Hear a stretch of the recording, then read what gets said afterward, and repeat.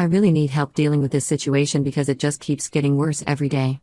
I'm 6 months pregnant with our first child, and my in-laws are pressuring us to name him after my husband's late brother, Jake. While this might seem like a normal request on the surface, I recently discovered something that changes everything. I met my husband Mark, 31M, 5 years ago through mutual friends at a work event. When we first started dating, he told me about his brother Jake who had passed away in what he described as a tragic car accident 3 years before we met. Mark was clearly devastated whenever he talked about Jake, and I never pushed for more details out of respect for his grief. His parents Tom, 58M, and Linda, 56F, had pictures of Jake all over their house, and they talked about him constantly. According to them, Jake was the perfect son, smart, athletic, and successful. They told me stories about how he was a star football player in high school, got a full scholarship to college, and was working at a prestigious law firm before his death at 25. Last month, I was cleaning out our attic to prepare for the baby's nursery. Mark and I had been putting this off for months because the attic was full of his old stuff from before we got married. While sorting through boxes, I found one that was taped shut with Jake written on the side. Inside were newspaper clippings, court documents, and letters that completely changed everything I thought I knew about Jake. According to these articles, Jake hadn't died in a car accident at all. He was involved in a horrible incident at a local bar where he had seriously injured 3 people in a fight. The articles described how Jake, who had been drinking heavily, got into an argument with another customer. When the customer's friends tried to intervene, Jake grabbed a bar stool and attacked them. 2 of the victims ended up in intensive care with severe head injuries, and the third had a broken arm and ribs. Jake was arrested that night but released on bail posted by his parents. He had a court date scheduled, but he disappeared 3 days before he was supposed to appear.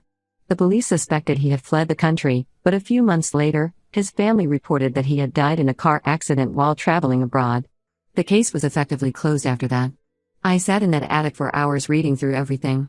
There were letters Jake had written to his parents before the court date, begging them to help him avoid jail time. He claimed the other men had threatened him first, but the witness statements and the court documents told a different story. Multiple people described Jake as the aggressor and mentioned that he had a history of getting into fights when drunk.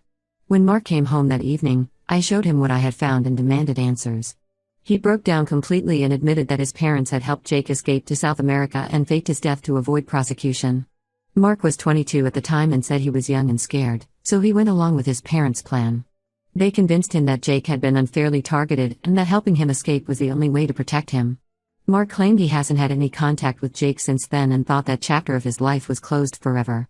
But now my in-laws are insisting we name our son after Jake. They bring it up at every family gathering, which happens at least twice a month because they live nearby. They keep talking about how it would honor Jake's memory and keep him alive in the family. They even showed up last week with boxes of baby clothes and blankets with Jake's name embroidered on them. When I tried to suggest other names we liked, they got extremely upset. Linda started crying and said I was being disrespectful to their family's tradition of naming firstborn sons after deceased relatives. Tom got angry and said I clearly didn't understand the importance of family legacy. Mark is completely torn between supporting me and pleasing his parents. While he agrees that naming our son after Jake wouldn't be right, he's struggling to stand up to them.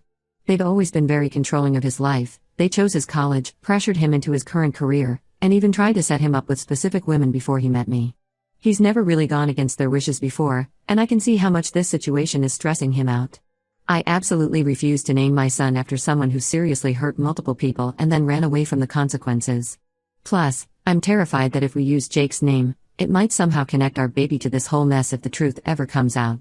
The victims of that bar fight never got justice, and here we are, being pressured to honor the person who hurt them. But I also don't know how to keep refusing without revealing that I know the truth, which could tear the family apart. I haven't told anyone else about this because I'm worried about the legal implications. Could Mark or his parents get in trouble now for helping Jake escape years ago? Would I be considered complicit now that I know what happened? I'm stuck between protecting my family and doing what's morally right. The stress of keeping this secret and dealing with the constant pressure from my in-laws is really affecting my pregnancy. My doctor has already warned me about my high blood pressure at my last 2 appointments, but I can't tell her the real reason behind my stress. Mark keeps saying we'll figure something out, but his parents are getting more insistent as my due date gets closer. They've started telling other family members that we're planning to name the baby after Jake, so now I'm getting messages from relatives telling me how wonderful it is that we're honoring his memory. Update 1, it's been 2 weeks since my last post, and I honestly wish I had never said anything. The situation has gotten so much worse that I'm starting to worry about the stress affecting my baby. Last Sunday, we had our usual family dinner at my in-laws' house. Everything was tense but normal until Linda brought out a cake with "Welcome Baby Jake" written on it in blue frosting. That was the moment I finally snapped and told them I knew the truth about Jake. Their reaction was nothing like I expected. Instead of being shocked or apologetic, they became extremely defensive and angry. Linda immediately started screaming that I had no right to go through old family documents. Tom got in Mark's face, demanding to know if he had told me about Jake. When Mark admitted I had found out on my own, Tom turned red and started pounding the dining room table, saying we had betrayed their trust by digging into private family matters. Linda was hysterical, alternating between sobbing and yelling about how I was trying to destroy their family. She kept saying I couldn't possibly understand what they went through, watching their son being unfairly accused and facing jail time. Tom backed her up, claiming the other men in the bar had connections with the local police, and that's why Jake was painted as the aggressor. According to them, they only did what any loving parents would do to protect their child. But the worst was yet to come. In the middle of their tirade, the doorbell rang. It was Tom's sister and her husband, coming by with more baby gifts. That's when I learned that my in-laws had already been telling the entire extended family that we had agreed to name the baby Jake. They had been showing everyone the personalized items they bought: blankets, clothes, even a tiny leather jacket like the one Jake used to wear. They had told everyone how wonderful it was that their grandson would carry on Jake's name and legacy. Now I'm getting messages from relatives I've never even met, congratulating us on choosing such a meaningful name and sharing their favorite memories of Jake. Some have even sent money to contribute to what they're calling the Jake Memorial Trust Fund. I feel completely trapped in this web of lies they've created. Mark finally found his voice and told his parents we wouldn't be naming our son Jake. The moment he said this, the whole atmosphere in the room changed. Tom got very quiet and cold, saying if we went against the family on this, we would be cut off completely. No inheritance, no family support, no relationship at all. Linda jumped in, threatening to tell everyone how I had forced their son to abandon his family traditions and turn against them. She even suggested they might need to warn our other relatives about my toxic influence on the family. Mark was devastated by their threats. On the drive home, he was so quiet I could practically hear him thinking. When we finally got inside, he suggested maybe we should consider using Jake as a middle name, just to keep the peace. He said it wouldn't mean anything to us, but it would make his parents happy and prevent a complete family breakdown. I couldn't believe what I was hearing. After everything we had just witnessed, after all the manipulation and threats, he was actually considering giving in to them. We had our worst fight ever that night. I told him he was just as bad as his parents if he was willing to name our innocent child after someone who had almost killed 3 people and ran away like a coward. He ended up sleeping on the couch, and the next morning he left for work without speaking to me. Except he didn't go to work. Around noon, I got a call from his colleague asking if he was feeling better, since he had called in sick. I later found out he had gone straight to his parents' house. He came back that evening with Linda, who had apparently spent the whole day convincing him that they were in the right. Linda tried a different approach with me this time. She sat at my kitchen table, crying softly about how Jake had changed and deserved to be honored. She claimed he had been young and stupid when the bar incident happened, and that the victims had actually started the fight by making threats against him. She even tried to minimize their injuries, saying one guy just had a mild concussion and the broken bones weren't as serious as the newspapers made them seem. She kept insisting that Jake had learned his lesson and was living an honest life now. I was absolutely disgusted by their attempts to justify Jake's actions and their elaborate scheme to help him escape justice. When I refused to listen anymore, Linda's gentle facade cracked. She told me I would never truly be part of their family if I couldn't accept their past decisions. According to her, real family protects each other no matter what, and my unwillingness to understand this proved I wasn't worthy of being their daughter-in-law. She said some families were just too weak to do what needed to be done to protect their own, and maybe that explained my attitude. Update 2. It's been a month since my last update, and I almost wish I hadn't checked the mail today. Mark had an early meeting, so I went to get the mail myself this morning. Among the usual bills and junk mail, there was a plain white envelope with no return address, just a postmark from Argentina. When I opened it, the contents made my blood run cold. The letter was from Jake.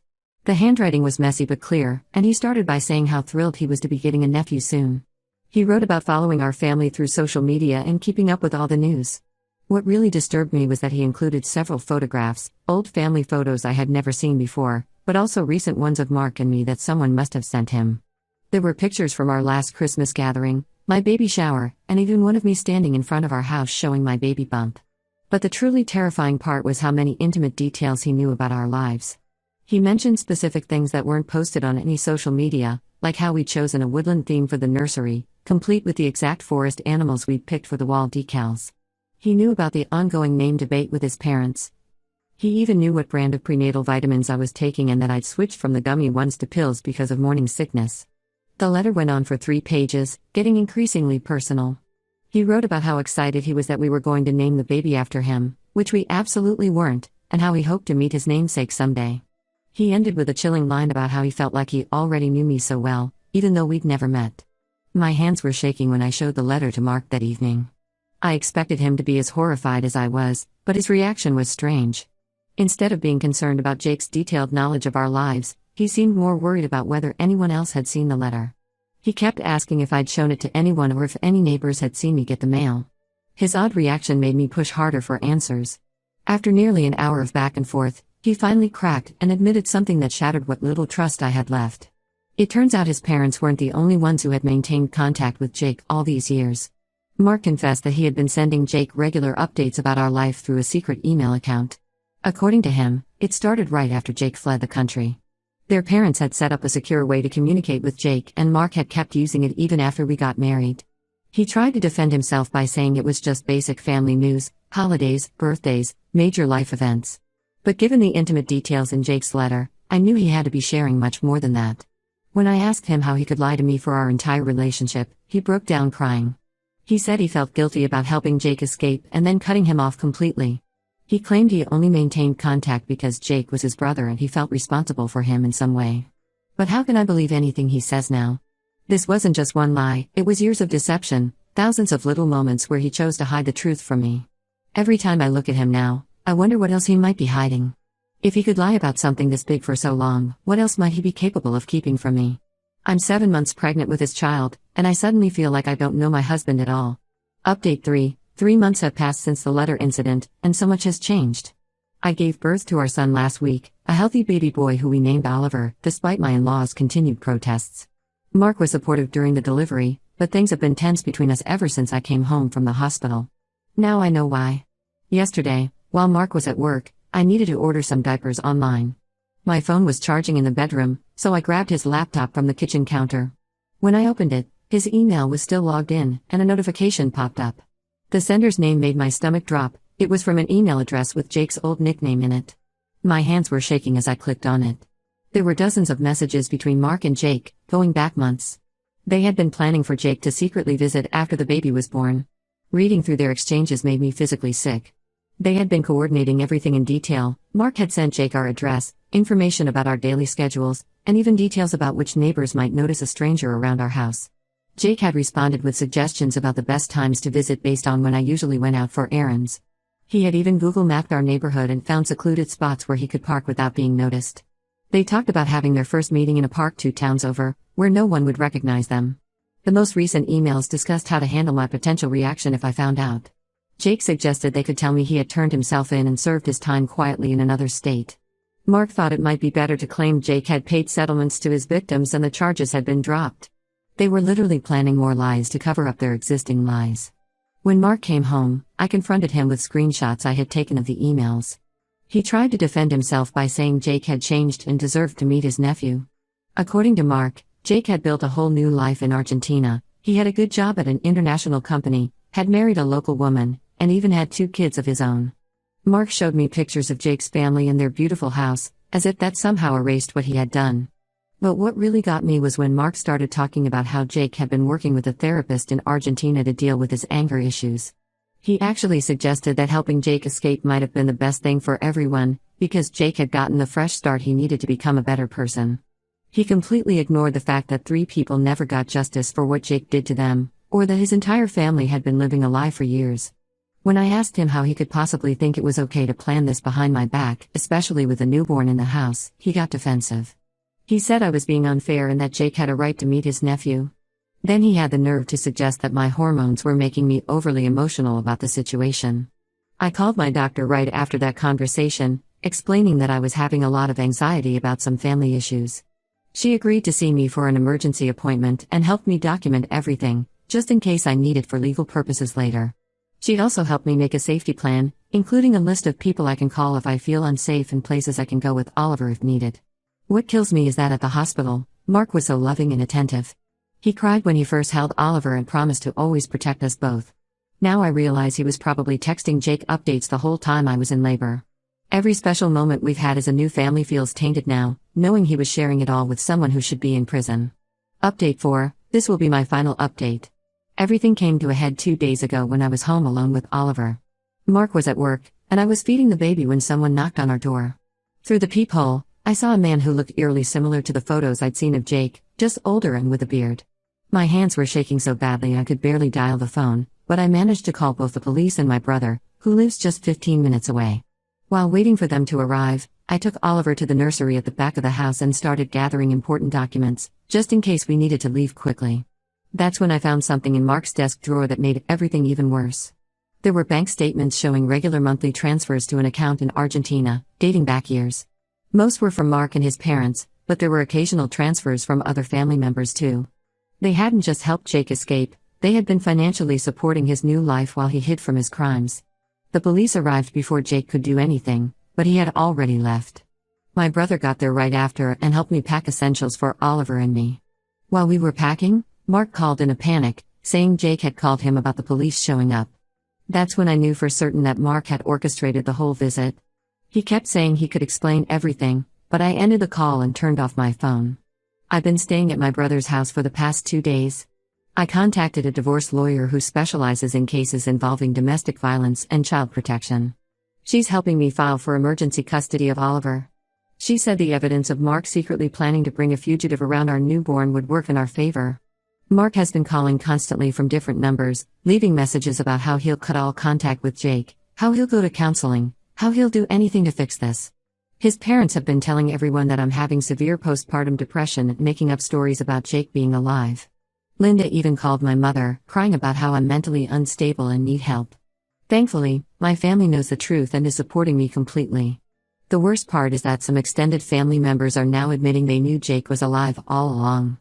Mark's cousin told me that everyone had been sending Jake money through his parents for years, calling it the family's collective responsibility to help him start over. They all bought into this twisted idea that protecting Jake was more important than justice for his victims. Today, I learned that one of Jake's victims from the bar fight had been left with permanent neurological issues and had to quit his job as a teacher. Meanwhile, Jake has been living comfortably in Argentina, supported by his family's money, posting pictures of his beach vacations on a private Instagram account that most of the family follows. The injustice of it all makes me sick. I don't know what the future holds, but I know I need to protect Oliver from this web of lies and moral corruption. My lawyer is gathering evidence about the family's long-term financial support of a fugitive, in case we need it for custody proceedings.